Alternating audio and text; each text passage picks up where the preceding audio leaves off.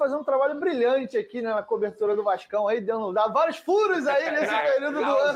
Do Pedrosa ou Pedrosa? Vamos pagar o almoço.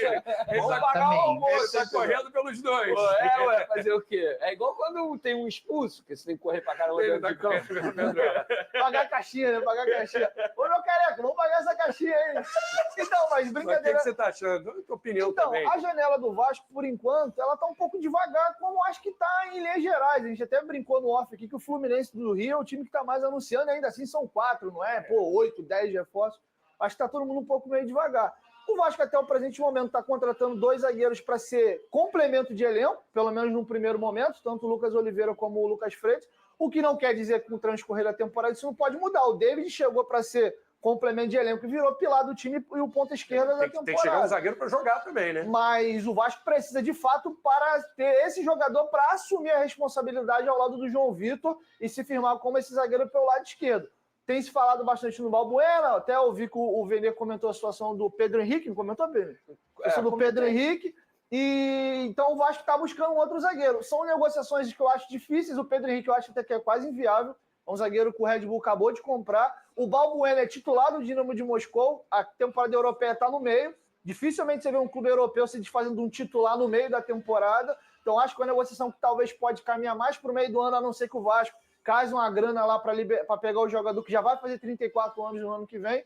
Então, assim, eu acho que o Vasco precisa para onde? São as 2 posições mais carentes do elenco. É um zagueiro para jogar ao lado do João Vitor e um ponta esquerda. Isso aí é para onde? Nas outras posições, eu acho que o Vasco está tranquilo. Davi Luiz, seria uma boa? Tá livre aí, tá disponível. Gostaria? Não, o próprio Davi já falou também que ele tem uma identificação muito grande com o Flamengo, não se vê jogando no rival, ele não falou que não joga sob hipótese alguma, mas eu acho que o Davi tem um perfil até, não tecnicamente, que eu acho que ele é superior ao Maicon, mas é aquele zagueiro já com a idade mais avançada, já mais para o final de carreira. É um zagueiro que vai melhor quando o time amassa mais o adversário, tem mais posse de bola. O Vasco é um time que costuma, às vezes, ter que jogar um pouquinho em transição, e o Davi Luiz, para correr para trás, já pela idade, às vezes já dificulta um pouco. Ele vem até diminuindo a média de jogos dele, até acompanha quando o nome dele saiu no Vasco. Ele vinha fazendo 40, já começou a cair para 30 e pouco. O Vasco vai precisar de um zagueiro que jogue 50 jogos na temporada e tem um salário alto, né? Então acho que o Vasco precisa de um cara tarimbado, mas um pouco mais jovem. Eu acho que o grande nome que tanto o Carille como o Vasco deseja é o Balbuena, até pela relação de confiança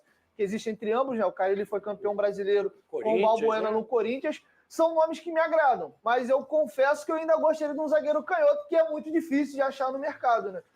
Tietê, gostou da chegada do Tietê? Demais, eu acho que inclusive está se fazendo pouco barulho, eu acho que é uma contratação que deveria ser ainda mais valorizada. Você vê, por exemplo, o comentário dos botafoguenses, é só carinho, é só elogio. O Tietê, a gente brinca que ele cheira a título, né? Onde ele passa, ele levanta a canela. Quem sabe ele não vai trazer esse brilho dele para São Januário, mas é um jogador que eu vejo, cara, com grandes possibilidades até de virar titular. Eu acho que, dependendo da formação do Carille, se ele for no 4-2-3, ele vai brigar com o Paulinho, eu acho difícil. Mas se de repente ele topar um meio campo mais móvel, de repente ele mete ali um Tietê junto ali com o Paulinho, vai para um time mais leve, de repente obriga os pontas a marcar um pouquinho mais.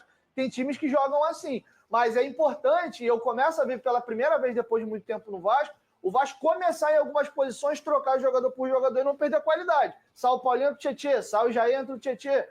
De repente você faz agora o Matheus Carvalho e o Hugo Moura para primeiro, também já dá para manter o nível. No meio ali, Paê, Coutinho, Estrela, um moleque que eu vejo com potencial absurdo. Acho que o meio-campo do Vasco está muito bem servido, coisa que eu já não vejo há bastante tempo. O Vasco começa a ter profundidade de elenco nesse setor do campo. Coutinho e Payet, né? E ficou essa discussão, podem jogar juntos, quase não jogaram, chegaram a jogar contra o São Paulo, não deu certo, mas foi uma situação difícil, né? Um jogo fora de casa.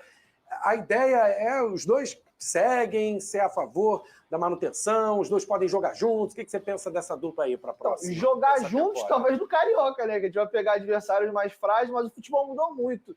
Hoje o jogo é muito físico, é muito dinâmico, é muito intenso, é difícil. A ideia é estender o contrato do Coutinho, né? O Coutinho tem contrato por empréstimo junto ao Aston Villa até junho, tem mais um ano de contrato com o Aston Villa. Creio que o Aston Villa não vai botar muito empecilho para negociar o jogador.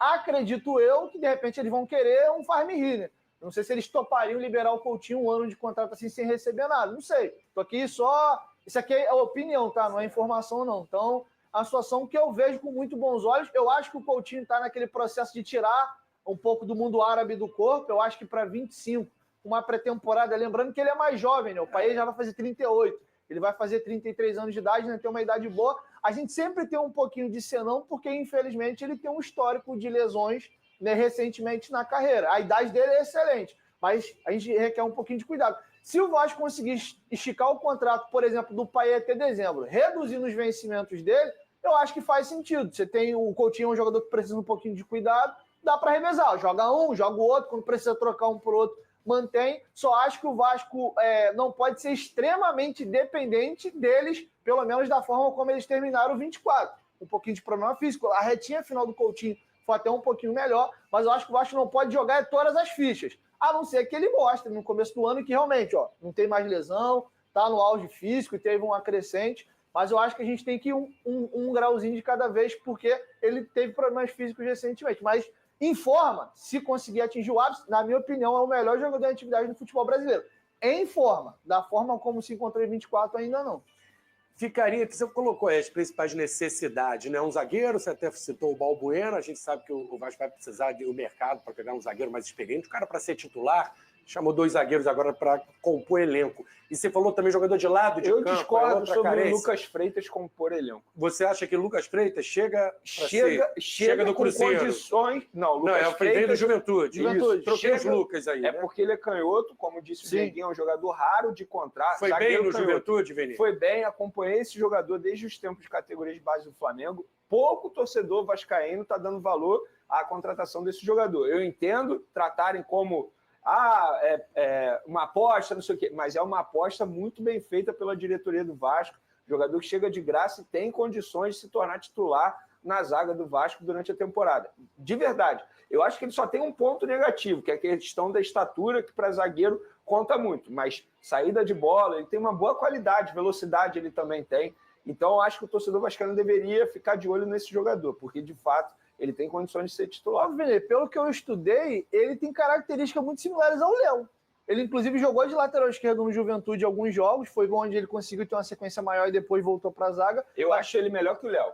Se eu tivesse que comparar os dois, eu acho melhor. Eu estou falando em termos de características, velocidade, passe.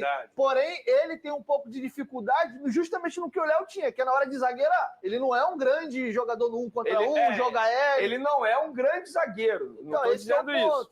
Mas eu acho que pouca gente sabe da qualidade dele. Não, tecnicamente ele é muito bom. Ele é muito bom. Mas a grande carência do Vasco é zagueiro que zagueire. É aquele cara mesmo do 1 contra 1, coisa que eu não vejo que é a grande característica do Lucas. O que não quer dizer que ele não pode desenvolver, que ele é um jogador de 23 anos. Ele pode maturar isso. Olha, o elenco do Botafogo que vai iniciar o Carioca. Então, portanto, galera, você conseguiu acompanhar nesse momento as palavras do Dieguinho, Venê, Flávio Vinick, no SBT Esportes Rio, e com muitas informações envolvendo o Vasco da Gama. O Vasco que negocia para a posição de zagueiro, tem a possibilidade de 1 ou 2 zagueiros chegarem, e, cara, sinceramente, precisa realmente de zagueiro ali. Tem a volta do Capasso, tem o João Vitor, o restante do elenco em relação à zaga é só de base, Lincoln, Luiz Gustavo. Então, basicamente, eu acho que o Vasco tem que ir mais forte no mercado para que possa preencher essa lacuna que foi uma dificuldade no ano de 2024. Agora, informação muito importante envolvendo a possível chegada do zagueiro, né? Ontem a gente fez um vídeo para vocês com os nomes de Maurício Lemos, com nomes também de Balbuena e Pedro Henrique. Porém, o Atenção Vascaíno nos lançou informação envolvendo o zagueiro Sami, ele que atua no Tigres do México. O Vasco abre negociação pelo zagueiro Sami do Tigres. O time mexicano topa um empréstimo, mas com o Vasco arcando 100% do salário do jogador, que é considerado alto. Sami perdeu espaço no México e tem treinado em horários alternativos. A última partida do atleta foi em junho de 2024. Então, Sami aí muito tempo sem atuar. Alguns jogos ele ficou fora da relação, mas algum deles também sendo reserva. Ele é reserva para o Joaquim. Para quem não lembra, atuou pelo Cuiabá, zagueiro que atuou pelo Cuiabá, pelo Cuiabá e também pelo Santos, né? Isso mesmo, Cuiabá e Santos, que o Joaquim atuou. O Sami virou reserva e o Joaquim acabou sendo titular da equipe mexicana. Você acha uma boa, sim ou não? Quero saber a sua opinião em relação a tudo isso. Mais informação sobre o Vasco é que o Vene lançou aqui, ó, o ex-fisioterapeuta do Flamengo, o nome dele é Fred Manhães. Ele estava no Palmeiras nos últimos 5 anos, né? Ele passou por Palmeiras e Flamengo. Ele fechou com o Vasco da Gama, já vai começar nessa segunda-feira. Então, negócio fechado no Vasco. Ele é bem conceituado no mercado, é um cara que a Leila Pereira não gostaria de perder no Palmeiras, ou seja, um cara valorizado, mas o Palmeiras acabou perdendo esse profissional para a equipe do Vasco. Peço a você que deixe o like, é muito importante para o nosso canal, acione o sininho de notificação para não perder nenhum conteúdo. Nossa meta é alcançar, falta muito pouco, 50 mil, conto muito com a sua ajuda e também com a sua moral. Vou ficando por aqui, valeu, tamo junto e é nóis! Fui!